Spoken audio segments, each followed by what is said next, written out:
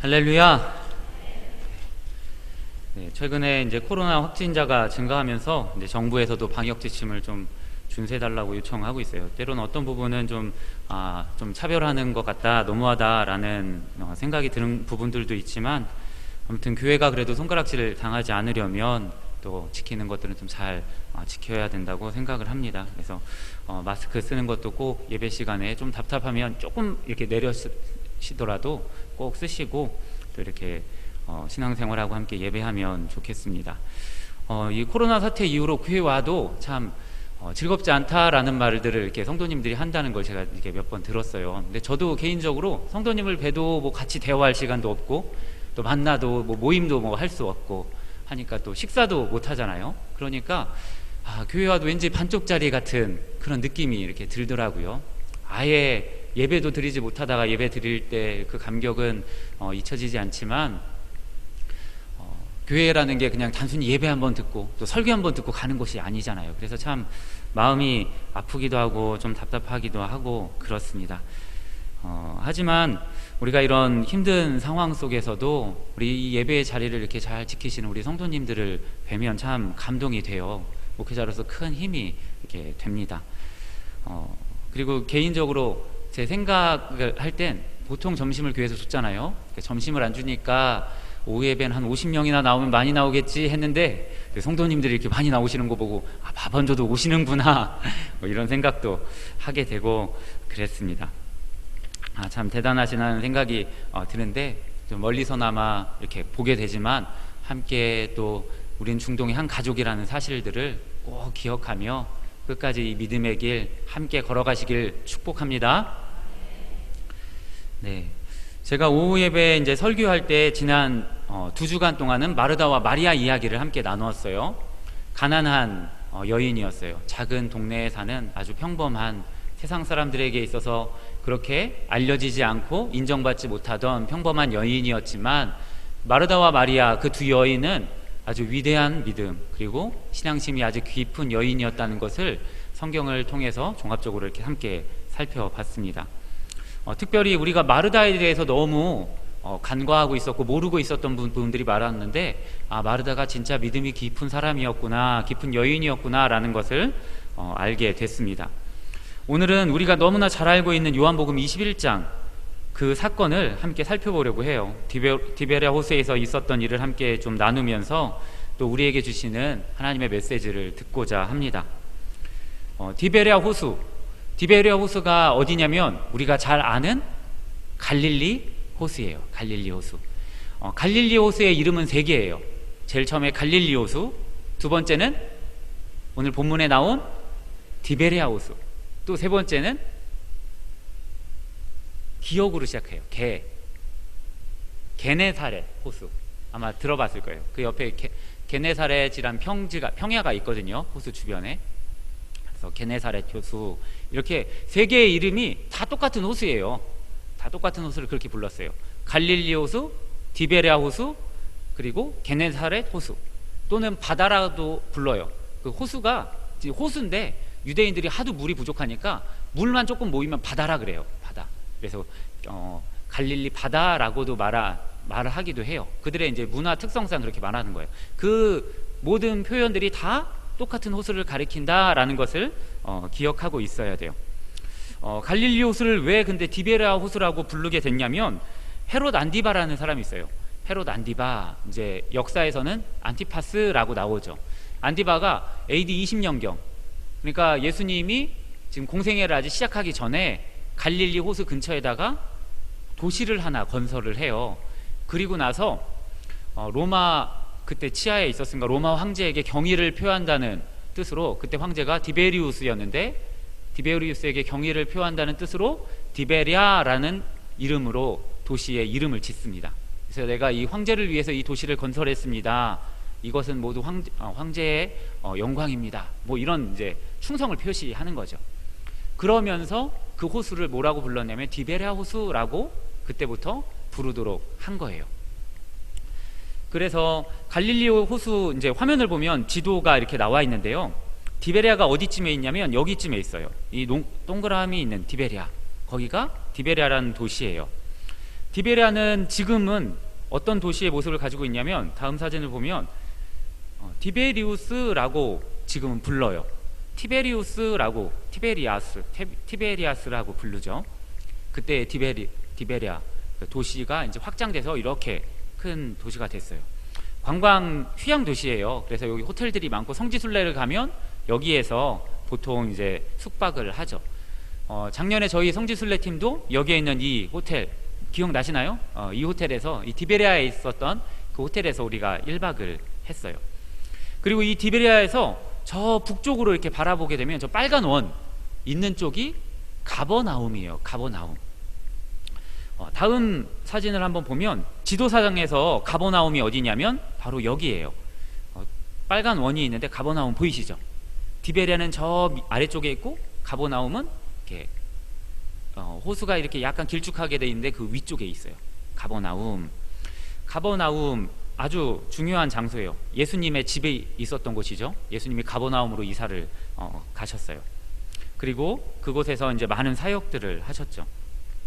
가버나움에는 회당이 하나 있는데, 그러니까 사복음서를 보다 보면 갈릴리에서 사역할 때 예수님이 어디에 들어가서 말씀을 전하시냐면 회당에 들어가서 말씀을 전하셨다는 사건들이 쭉 나와요. 그 회당이 어디냐면 가버나움 회당이에요. 가버나움 회당이에요. 우리 말씀을 한번 살펴볼까요? 화면을 보면 나와 있습니다. 우리 함께 읽겠습니다. 시작.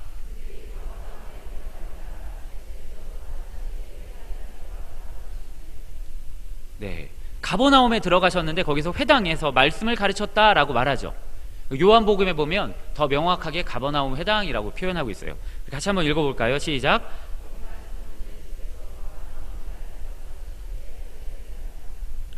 네, 가버나움 회당에서 가르치셨어요. 요한복음 6장은 오병이어 사건 이후에 나오는 건데, 나는 생명의 떡이다 라고 선포한 것이 바로 가버나움 회당이었어요. 이제 그곳에서 이제 수많은 사람들에게 하나님의 말씀을 가르쳤죠. 그리고 가버나움 회당에서 가르칠 때 수많은 사람들이 예수님의 가르침은 서기관하고 바리새인 같지 않네? 하면서 깜짝 놀란 게 이제 마가복음 1장 22절에 이제 이어서 나오고 있어요. 바로 이 가버나움 회당이 있는 곳이 가버나움이에요. 어떻게 생겼냐면 이렇게 생겼어요. 지금은 기둥만 남아있고 이제 벽 일부만 남아있는데, 이게 가버나움 회당의 내부죠. 이제 옛날에는 이렇게 다 지붕도 있고 옆에 벽도 이렇게 온전하게 있었겠죠. 이렇게 생겼습니다. 이 가버나움 회당 바로 옆에 무엇이 있냐면, 어떤 유적지가 있냐면 베드로의 집이 있어요. 베드로의 집이라고 추정되는 유적지가 가버나움 회당 바로 옆에 있어요. 그리고 그 위에 이제 베드로의 집을 기념하는 그 기념교회가 이제 천주교에서 세운 거죠. 기념교회가 세워져 있습니다.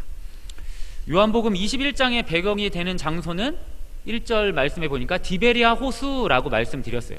근데 지금까지 설명한 것을 조금 더 이제 종합해서 자세하게 이야기를 하면, 갈릴리 호수 가버나움이라는 도시에서, 가버나움 도시 바로 근처에 있는 어느 호숫가, 거기가 바로 오늘 요한복음 21장의 배경이 되는 곳입니다. 지도상으로도 대충 어디쯤인지, 그리고 오늘의 위치가 어디쯤인지, 배경이 어딘지 이제 조금 아시겠죠? 그곳에서 있었던 사건을 함께 좀 살펴보려고 합니다. 예수님이 로마 군사들에게 잡히시고 십자가에서 처형당하시자 예수님의 제자들이 모두 예수님을 버리고 도망가죠. 그리고 예수님이 십자가에 달려 죽는 그 십자가의 현장에는 단 한 명의 제자만 남아 있었어요. 그게 누구냐면 사도 요한, 요한복음을 기록한 사도 요한만 예수님이 죽는 그 마지막 모습까지 지켜보고 있었고, 다른 모든 제자들은 다 그 자리를 떠나고 도망갔습니다. 그리고 예수님이 3일 만에 부활하시고 부활하신 예수님을 예루살렘에서 만났지만, 수제자인 베드로를 비롯해서 많은 제자들이 다 자기 갈 길로, 자기의 고향으로 돌아갔어요. 예수님의 수제자였던 베드로, 그의 고향이 어디였죠? 갈릴리, 가버나움이에요. 그 가버나움으로 돌아갔어요. 베드로가 고향인 갈릴리에 돌아왔을 때 그 기분이 어땠을 것 같아요? 3년 동안 예수님과 함께 막 지내다가 예수님을 부인하고 고향으로 다시 돌아왔어요. 갈릴리로 돌아왔을 때, 그 갈릴리에 있으면서 그 고향의 집에 돌아와 있을 때, 집에 있을 때 베드로의 심정이 어땠을 것 같나요? 자신의 집 바로 옆에 무엇이 있어요? 가버나움 회당이 있어요. 그곳에서 예수님의 그 선포하신 놀라운 말씀, 수많은 사람들이 깜짝 놀라며 감동받았던 그 말씀이 아마 그의 귀 속에 울려 퍼지고 있었을 것 같아요. 그리고 그곳에서 수많은 사람들을 고치셨죠. 가버나움 회당에서 귀신 들린 사람을 고치셨고, 가버나움이라는 그 마을에서 자신의 장모님의 열병도 고치셨고, 중풍병자가 지붕을 뜯고 내려왔어요. 그것도 가버나움에서 있었던 사건이에요.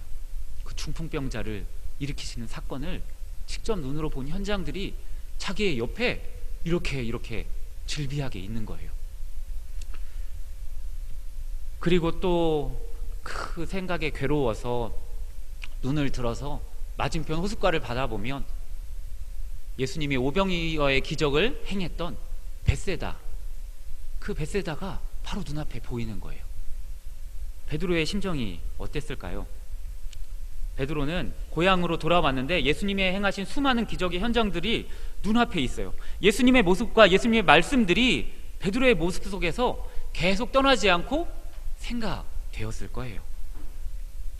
예수님을 죽기까지 따르겠다고 큰 소리 치면서 예수님을 따랐는데, 근데 베드로가 예수님을 3번이나 부인했어요. 십자가에 달린 그 예수님을 뒤로 한 채 고향으로 돌아왔는데 예수님 생각이 떠나지 않는다면 베드로의 그 심정이 어땠을까요? 아마 많이 괴로웠을 것 같아요. 일도 손에 잡히지 않고 아마 반쯤은 정신 나간 사람처럼, 좀 넋이 나간 사람처럼 그렇게 멍하니 지냈을 것 같아요. 그러다가 갑자기 베드로가 어느 날 여러 제자들이 있었는데 이렇게 외쳐요. 나 고기 잡으러 갈란다 하면서 그 밤에, 보통 배 타러 이제 밤에 나가잖아요. 고기 잡으러. 밤에 그물을 주섬주섬 챙겨서 배에 타는 거예요. 그랬더니 옆에 있었던 6명의 제자들, 그들이 야 나도 같이 가자, 같이 가, 나도 같이 갈래 하면서 베드로를 따라 그 밤에 고기를 잡으러 갈릴리 호수로 나갑니다. 그렇게 밤새도록 그물질을 했는데 고기를 한 마리도 못 잡았어요. 우리가 너무 잘 알고 있는 이야기죠. 한 마리도 고기를 못 잡고 그 7명의 제자들이 배를 돌려서 이제 호숫가로 가고 있어요. 기운은 축 처져 있고, 그리고 힘들고 밤새도록 고기 한 마리도 못 잡았으니 만선을 하면 그래도 피곤하지만 마음은 뿌듯하잖아요. 근데 고기도 한 마리도 없어요. 텅 비었어요. 얼마나 기운이 축 빠져 있겠어요. 이제 새벽녘 동이 터가고 있는데 저 호숫가에 예수님이 그 제자들을 지켜보고 있는 거예요. 근데 제자들은 예수님인지 못 알아봐요. 왜요? 아직은 좀 어둑어둑하거든요. 그리고 물 한 개도 좀 있었을 테고, 그리고 거리도 조금 떨어져 있어요. 한 50칸이라고 말하고 있는데 200규빗, 한 100m, 90m에서 100m 정도 되는 거리예요. 90에서 100m 되는 그 좀 떨어진 거리. 그러니까 못 알아본 거예요. 그때 예수님이 말하죠. 얘들아, 고기 많이 잡았니? 예수님이 이렇게 말씀하세요. 여기서 얘들아 라고 말할 때 쓰인 헬라어를 찾아보니까 파이데이아라는 단어를 쓰고 있대요. 파이데이아라는 단어는 언제 쓰는 단어냐면 엄마가 자기의 어린 자녀를 부를 때, 이렇게 다정하게 부를 때 쓰는 말이에요. 얘들아 파이데이아 라고 예수님이 불렀어요. 낙심해서 풀이 푹 죽어있는 제자들을 향해서 예수님이 부드럽게 얘들아 라고 부르고 있어요. 마르다야 마르다야. 예수님이 그렇게 부르셨던, 불평하고 있는 그 마르다를 향해서 아주 애정어리게 부르셨던 그 예수님의 그 모습이 여기에 동일하게 또 나타나고 있습니다. 근데 예수님은 항상 그렇게 부드럽게 따뜻하게만 부르시지 않았어요. 사두개인 또는 바리새인, 서기관 이런 사람들을 부를 때는 어떻게 불렀냐면 이 독사의 자식들아 라고 불렀어요. 이거 되게 무서운 말이에요. 우리나라 말로 조금 쉽게 표현하면 이 강아지 새끼들아 라고 이게 부른 거예요. 좀 더 리얼하게 하고 싶지 않은 강단이라고는 못하고 그렇게 한 거하고 똑같은 거예요. 그보다 더 심한 표현이에요. 예수님이 그들 향해 이 독사의 자식들아 이 막 이렇게 말한 거예요. 그 정도로 아주 단호하게, 엄하게 하실 땐 정말 단호하게 하셨어요. 뭐 이런 서기관이나 바리새인들 뿐만 아니라 예수님의 제자들한테도 그러셨거든요. 이 믿음이 없는 자들아 라고 크게 호통을 치며 소리치셨어요. 심지어 수제자인 베드로한테는 뭐라 그랬어요? 이렇게 말했어요. 이 사탄의 자식이 아니에요. 사탄아 물러가라 이렇게 말했죠. 오, 진짜 무서운 표현이죠. 너무나 엄중하게 말씀하실 때는 정말 호되게 엄중하게 말씀하셔요. 우리 주님은 사랑의 주님이시지만 단호할 때는 아주 단호하게 말씀하셨어요. 아무튼 그런데 이때는 예수님이 어떻게 부르셨냐면 얘들아 파이데이야 라고 부르시면서 그들을 아주 따뜻하게 맞아주셨어요. 자신을 배신하고 도망간 그 제자들을 부르는데 말이에요. 지금 이 시간도 낙심해 있고 또는 지쳐있는 한 성도님을 예수님이 이렇게 부르고 계세요. 파이데이야 얘들아 라고. 예수님의 그 따뜻한 사랑의 음성을 들으시는 우리 중동의 모든 가족들 되길 예수님의 이름으로 축원합니다. 제자들을 호숫가에서 이렇게 부르시는데 제자들은 예수님인지 모르는 거예요. 그래서 동네 아저씨인 줄 알고 한 마리도 못 잡았어요 이렇게 얘기를 하죠. 그러자 예수님이 배 오른편에 그물을 던져라 말씀을 하세요. 그래서 제자들이 그물을 던졌더니 그물을 들 수 없을 정도로 고기를 많이 잡았어요. 누가복음 5장에 기록된 그 사건이 똑같이 또 만들어진 거예요. 똑같은 상황이 벌어졌어요. 사도 요한이 그러면서 제일 먼저 주님이시구나 라는 것을 알게 된 거예요. 사도 요한이. 그러면 사도 요한이 주님, 예수님 부르면 되잖아요. 그런데 사도 요한이 이상한 행동을 해요. 어떻게 하냐면 베드로야, 베드로 저기 서게 있는 분 있지? 저분 예수님이야. 우리 주님이야. 베드로한테 먼저 이렇게 알려줘요. 그리고 보통 사람들은 자기가 배신한 사람이 눈앞에 딱 나타났어요. 그러면 어떻게 해요? 보통은 피할 거예요. 그쵸? 자기가 뒤통수 치고 배신한 사람이 눈앞에 나타났는데 악수하러 갈 사람 있을까요? 그런 사람은 없어요. 그런데 베드로가 어떻게 해요? 참 이상하게 행동해요. 보통 사람이라면 이렇게 했을 거예요. 요한, 쉿, 조용해. 우리 주님 알지? 우리 잡히면 죽는다. 우리 주님 물이 걷는 거 알지? 우리 잡으려고 뛰어오면 끝이다. 조용히 배 돌려. 알았지? 죽을 힘은 다 쳐. 보통 사람 이렇게 해서 도망갔을 거예요. 근데 베드로는 이상한 행동을 해요. 어떻게 해요? 겉옷을 걸치더니 그냥 물속으로 뛰어들고 첨벙첨벙 주님을 향해서 달려가요. 베드로가 왜 이렇게 이상한 행동을 했을까요? 예수님을 부인하고 그 예수님과 함께 했던 모든 것을 버리고 갈릴리 고향 속으로 돌아왔지만 아마도 베드로의 생각 속에는 그 예수님이 계속 잊혀지지 않았던 거예요. 그러니까 주님이시다 라는 그 한마디에 그냥 물속으로 첨벙 뛰어들더니 예수님을 향해 걸어간 거예요. 아마 사도 요한도 바로 옆에서 그 베드로의 모습을 지켜보면서 베드로가 그렇게 괴로워하고 있는 것을 알았던 것 같아요. 그러니까 제일 먼저 알려주죠. 베드로 저기 주님이셔 라고. 그런 것 같습니다. 베드로가 호숫가에 도착해서 예수님 앞에서 서기는 했는데 무슨 할 말이 있을까요? 아마 아무 말도 못하고 고개만 떨구고 있었을 것 같아요. 아무 말도 하지 못하고 고개를 푹 숙인 채 옷은 다 젖어서 물은 뚝뚝 떨어지고 있어요. 새벽녘에 물에 빠졌으니 몸은 으스스 추웠겠죠.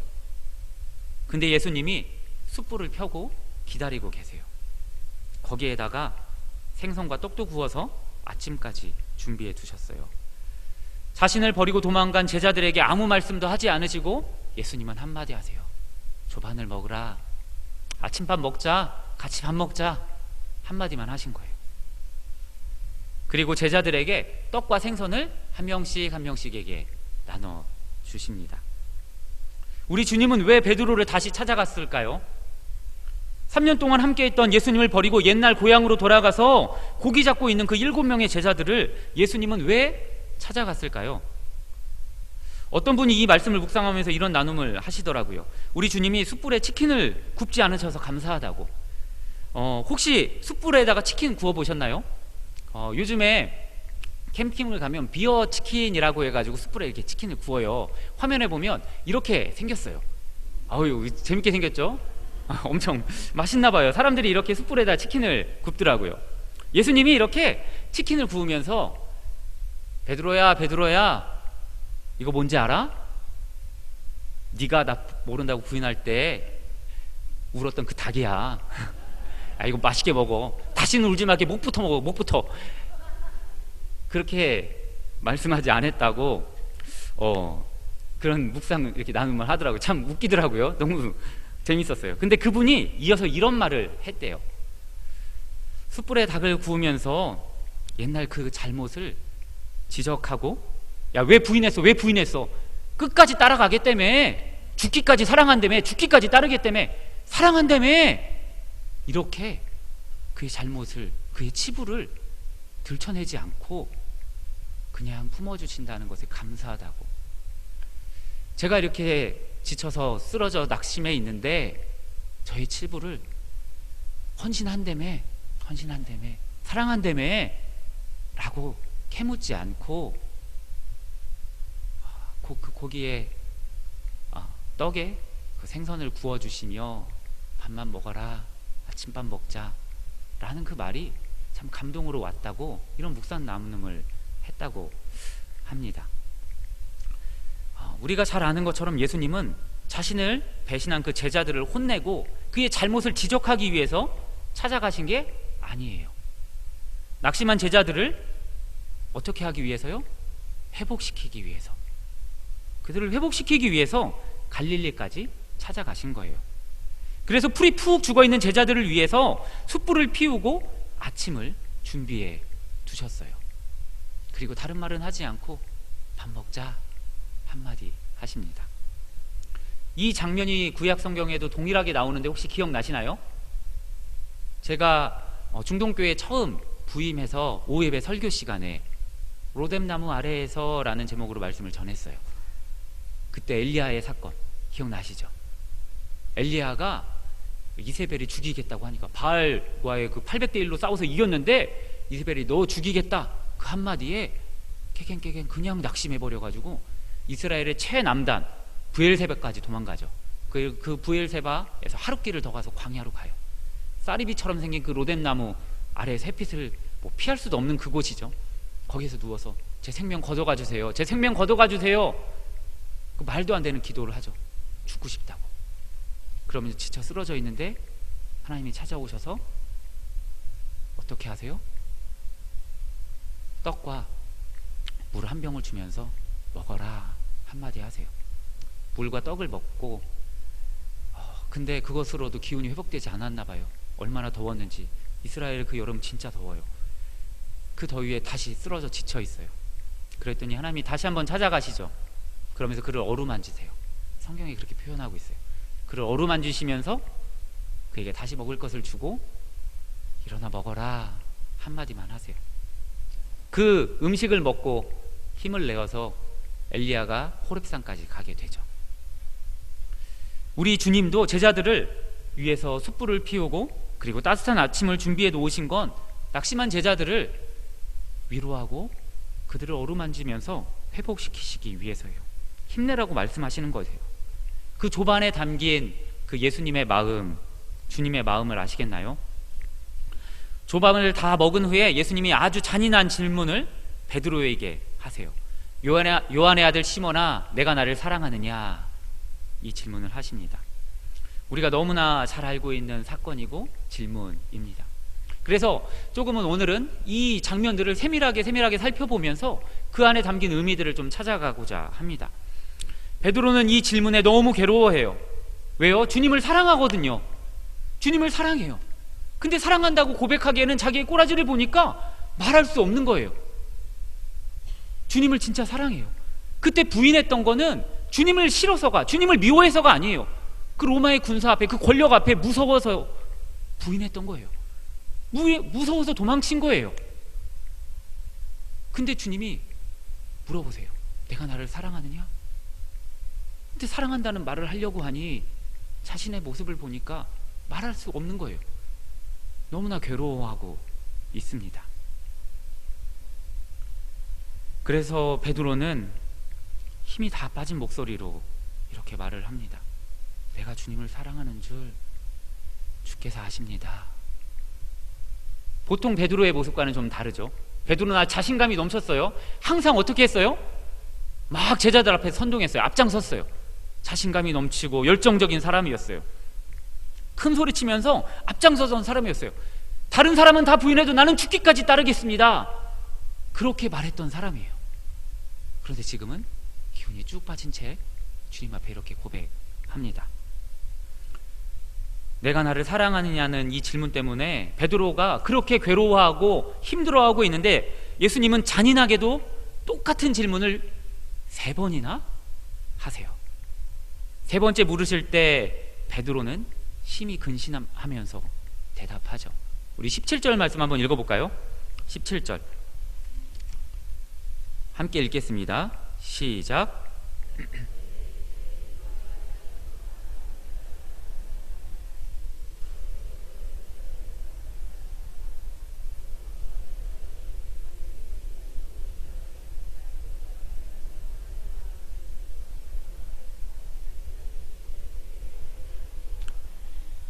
아멘. 베드로가 근심하며 대답했어요.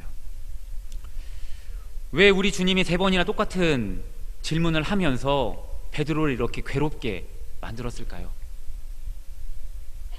예수님이 그렇게 잔인한 사람인가요?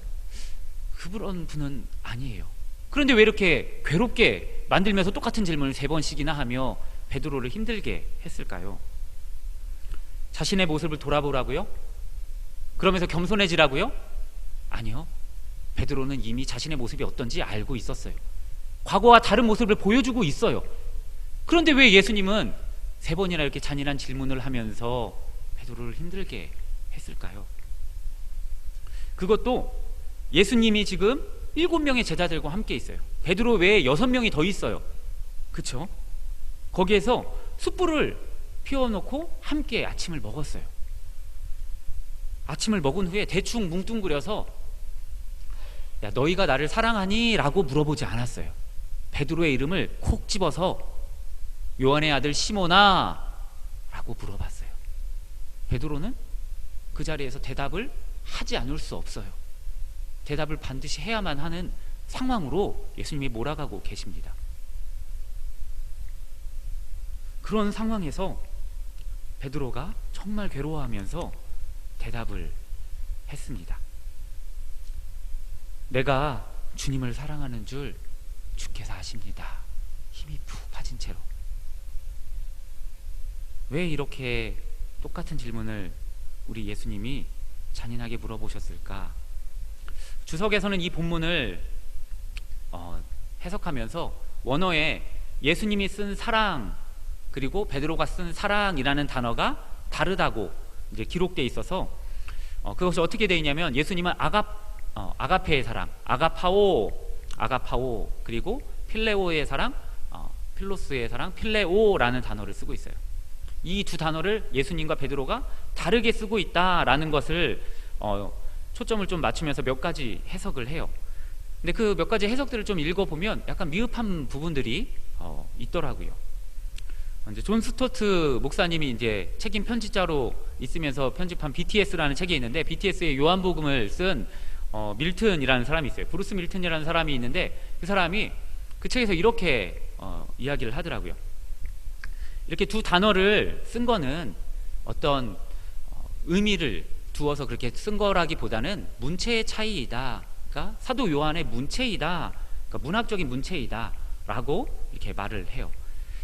그러니까 브루스 밀튼의 핵심 논지가 무엇이냐면 그 두 단어의 차이, 여기에 초점을 맞춰서 이 두 단어의 차이에 대한 초점을 맞춰서 그 의미가 무엇인지 그것을 해석해 가기보다는 단순히 그냥 그것을 하나의 문체로 받아들이고 그것을 보는 게 더 좋다라고 그는 말합니다.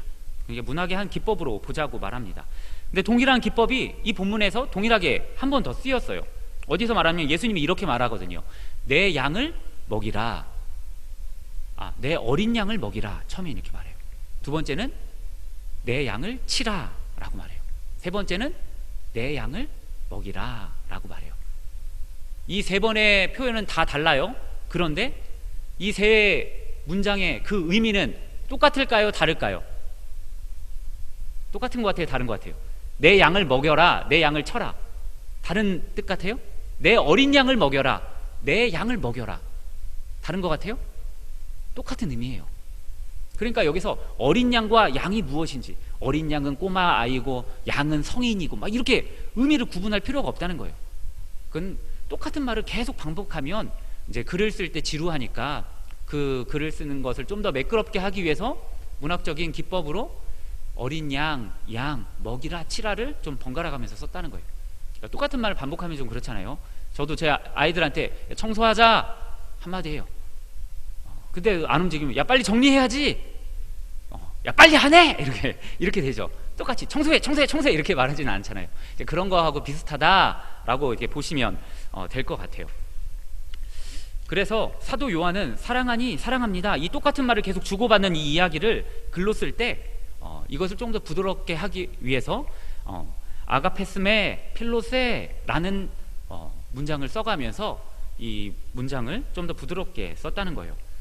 저도 좀 깊이 생각해 보니까 예수님이 아가파스메라고 헬라어로 묻지는 않으셨을 것 같다는 생각이 들더라고요. 그렇죠? 왜냐하면 베드로와 예수님은 유대인이 있기 때문에 히브리 말로 분명히 대답했을 거예요. 말로 주고받았을 거예요. 그런데 요한은 그것을 히브리 말로 쓰지 않았어요. 왜냐하면 그 당시에 공용어가 뭐예요? 헬라어예요. 헬라어이기 때문에, 그래야 유대인도 이방인도 거기에 있는 모든 사람들이 그 책을 읽을 수 있기 때문에 헬라어로 그것을 기록한 것입니다.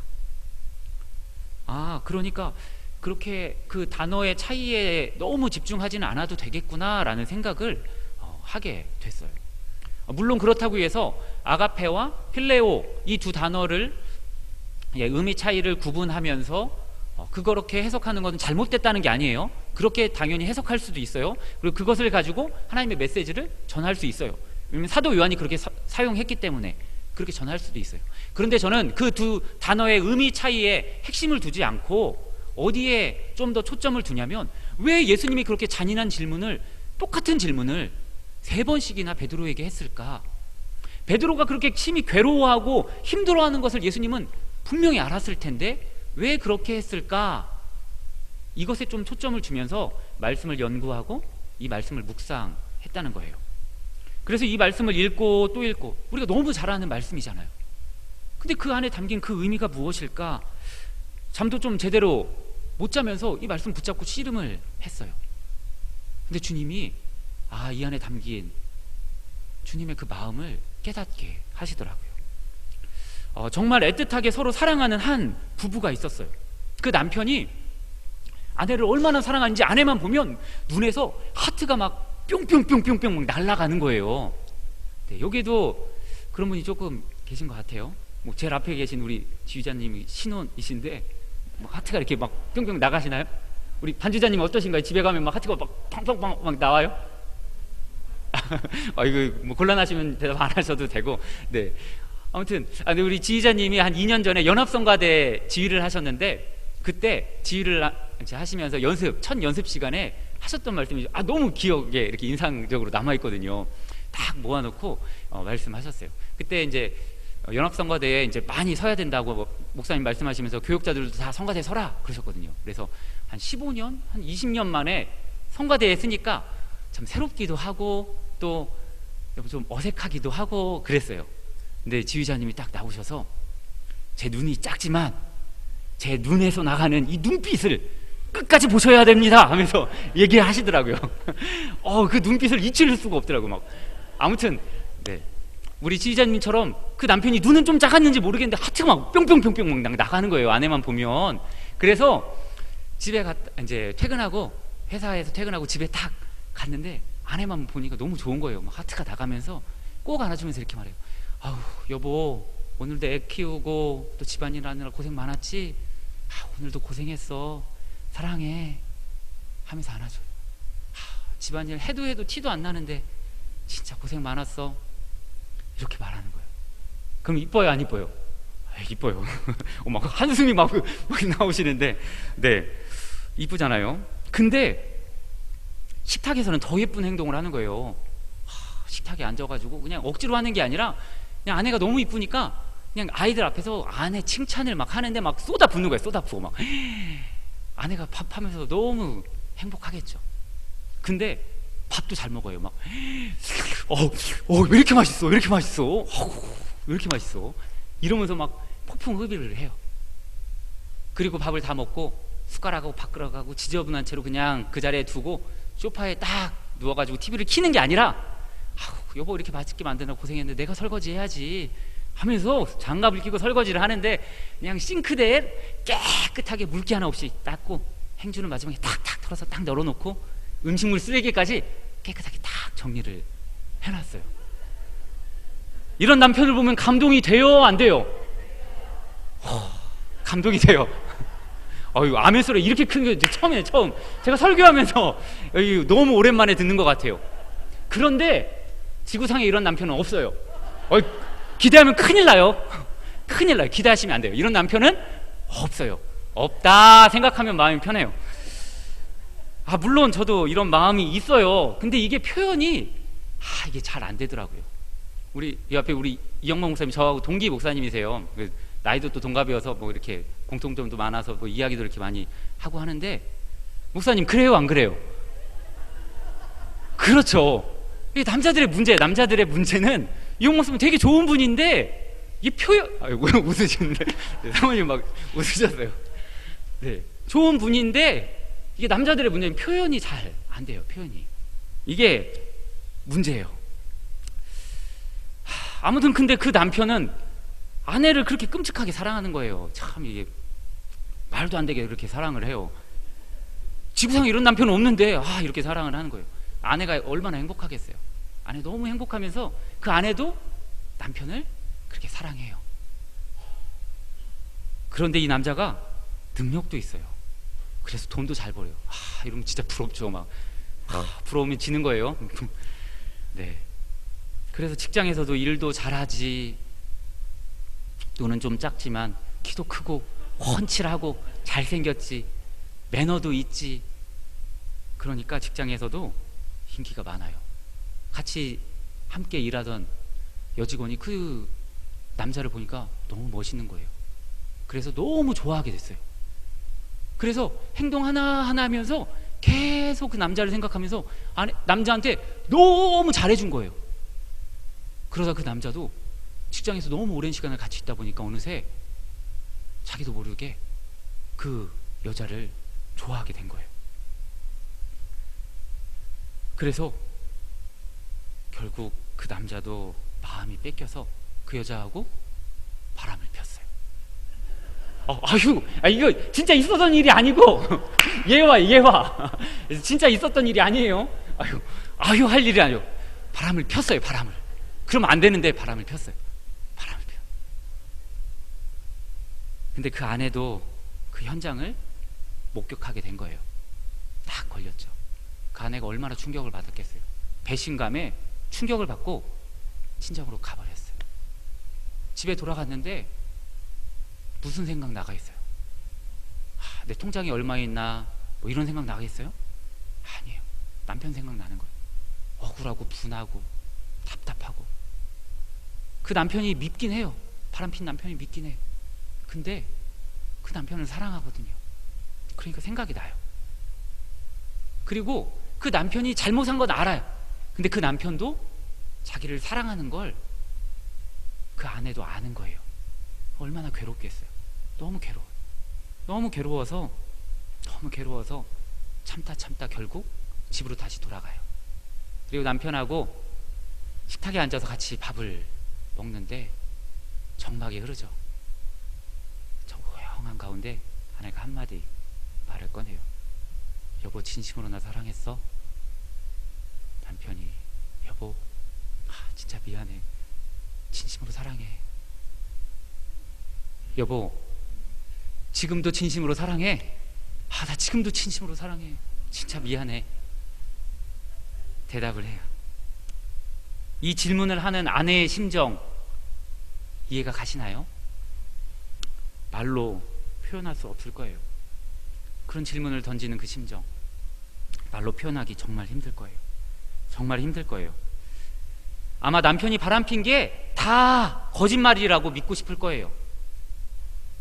남편이 자기를 그토록 아껴주고 사랑해줄 때 너무 행복했거든요.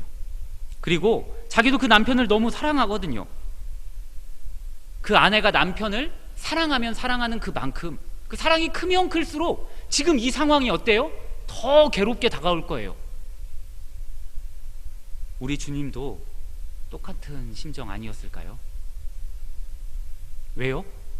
우리 주님은 베드로를 죽기까지 사랑했거든요. 수제자인 베드로가 배신했을 때 우리 주님은 너무 괴로워했어요.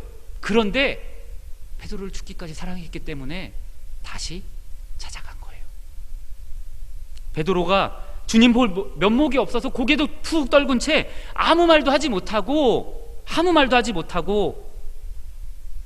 그냥 주님 앞에 온몸에 젖어서 물은 뚝뚝 떨어지며 가만히 서 있는데 우리 주님은 그 베드로를 보면서 자기 품으로 다시 돌아오길 바라고 있었던 거예요.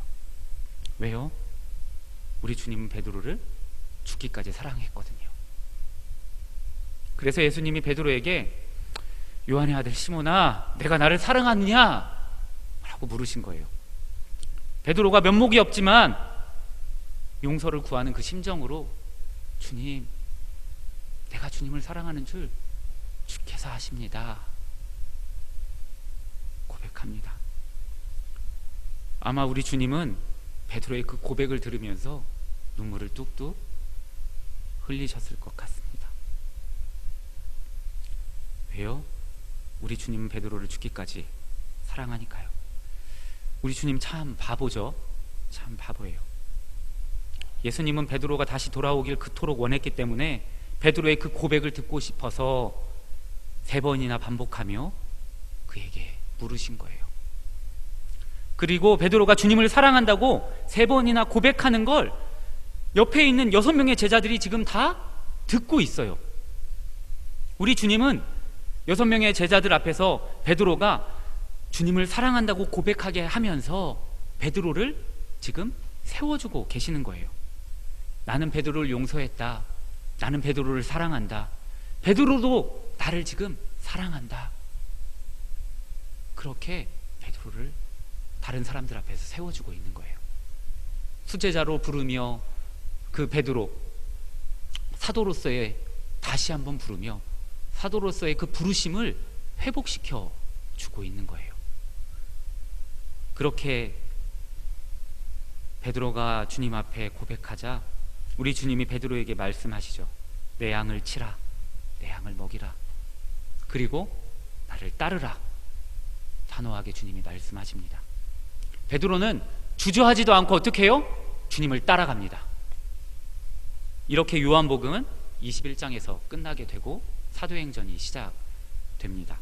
갈릴리 호수에서 다시 회복된 베드로는 죽기까지 주님을 따르며 그리고 수많은 사람들에게 우리 주님을 증거해요. 베드로는 주님을 증거하며 그가 설교할 때 3,000명, 5,000명 수많은 사람들이 주님 앞에 회개하고 돌아오게 되고 베드로를 통해 초대교회, 예루살렘 교회가 세워지는 놀라운 역사들이 일어납니다. 정말 놀랍지 않나요? 정말 놀라운 일이 벌어졌어요. 우리가 신앙생활하다가 실수하고 넘어질 수 있어요. 저도 그랬거든요. 실수하고 넘어질 수 있어요. 수제자인 베드로도 그랬어요. 여기에 베드로보다 더 뛰어난 사람 있을까요? 물 위를 걸어본 사람 있으세요? 예수님 앞에 그렇게 칭찬받아보는 사람 있으세요? 없어요. 근데 그도 넘어졌어요. 목회자인 저도 실수하고 넘어질 때가 많아요. 제가 주님 앞에 헌신하고 이렇게 신학대학원에 가서 열심히 공부하고 사역자로 이렇게 나가서 전담 사역을 만 3년 동안 횟수로 한 4년을 논산이라는 아주 시골 깡촌에서 이렇게 사역을 했어요. 주님께서 우리를 광야로 보내신다라는 그 심정으로 제안하고 손잡고 내려갔어요. 그렇게 정말 열심히 훈련 받으면서 사역을 잘 마무리했어요. 그리고 그곳에서의 사역을 마무리하고 경기도 화성으로 사역지를 옮겼거든요. 제가 막 가려고 해서 이렇게 사역지를 옮긴 게 아니라 하나님이 놀랍게, 정말 놀랍게 이렇게 옮겨 주셨어요. 저를 이동시켜 주셨거든요. 그런데 그 화성에, 이제 경기도 화성에 부임한 지 한 달쯤 지났을 때 제 안에, 그 시골에 있을 땐 몰랐는데 이제 새로운 교회에 가니까 목회의 환경들을 또 새롭게 알게 되고, 그러면서 목회의 현실들을 보게 됐어요. 또 많은 목사님들이 또 막 이런저런 얘기를 하면서 목회의 현실을 보게 됐어요. 정말 목회자는 넘쳐나더라고요. 근데 목회할 사역지는 너무 적어요. 그리고 저의 자신을 보니까 담임 목회를 할 수 있는 실력도 없어요. 나이는 30대 중반이고 아이는 2명이고 앞으로는 좀 깝깝하고 답답하더라고요. 고민이 너무 많이 되더라고요. 그리고 실제로 목회를 하다가 그만두고 다른 일을 하는 분들, 뭐 택시 운전부터 해서 뭐 다른 일을 하는 분들이 너무 많아요. 그런 분들을 보기도 했고, 그때는 아직 이제 목사 안수를 받기 1년 전이라 전도사 시절이어서 하나님 앞에 일주일 동안 작정하면서 기도했어요. 정말 사역을 열심히 잘 마무리하고 이렇게 왔거든요. 거기에서도 정말 이렇게 환송받으면서 이렇게 왔어요. 그런데 목회 현실 앞에서 너무 답답해서 온 지 한 달 만에 작정하고 기도했어요. 그때는 이제 새벽 설교를 부교육자가 했는데, 새벽 설교를 딱 설교하고 나면 강단에 앉아서 이렇게 기도했어요. 하나님, 목회자가 이렇게 넘쳐나는데 굳이 제가 할 필요 있습니까? 저 말고도 뛰어난 사람 많고 할 사람 너무 많은데 왜 저를 불렀습니까? 뭐 담임 목회지도 모자라고 사역지도 부족한데 왜 불렀습니까? 뭐 저 실력 봐서는 뭐 감당할 수 있는 실력도 안 되고 다른 사람 시키는 게 좋은 것 같습니다. 하나님이 저한테 정확하게 말씀해 주시지 않으면 저는 아니구나 생각하고 이제 그만두겠습니다. 이렇게 기도를 했어요. 그 일주일 동안은 뭐 설교를 어떻게 했는지도 모르겠어요. 그냥 앉아갖고 하나님, 이 사람 많은데 왜 나 불러가지고 이렇게 힘들게 합니까? 막 이렇게 뭐 따지듯이 이렇게 기도했죠. 그렇게 기도를 하면서 내심 제 생각으로는 그런 생각을 했어요. 내가 너 부른 거 맞다. 너가 사역할 담임 목회지 다 준비해놨다. 걱정하지 말고 그냥 따라만 가면 된다. 이렇게 생각했어요. 표현은 하진 않았지만 근데 뭐 이렇게 대답하지 않으면 그만둬야겠다 라고 이제 생각을 했죠. 하루 이틀 뭐 기도해도 대답하시지 않더라고요. 3일째 돼도 그렇고, 그 한 5일째였나 6일째였나 그때 이제 강단에서 무릎을 딱 꿇고 기도하는데 그때 저를 찾아와서 주님이 말씀하셨던 그 따뜻한 음성은 아직도 너무 생생해요. 제가 주님 앞에 그래 따지듯이 뭐 기도도 아니었죠.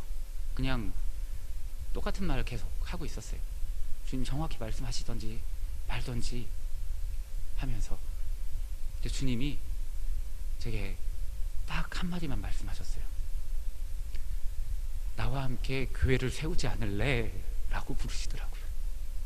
근데 그냥 제가 그냥 감동이 되더라고요.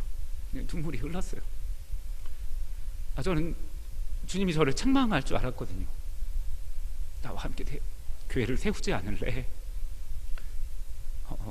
그때 내세울 것도 없고 보잘 것도 없는 저를 주님의 그 교회를 세우는데 같이 하자라고 말씀하시는데 그냥 눈물만 흐르고 네 주님, 네 주님 대답하고 베드로가 주님 앞에 달려갔던 것처럼 주님이시다 그 한마디에 물에 첨벙 들어가 주님 앞에 갔던 것처럼 주님 하겠습니다, 하겠습니다, 주님을 따르겠습니다 하면서 지금까지 오게 됐습니다.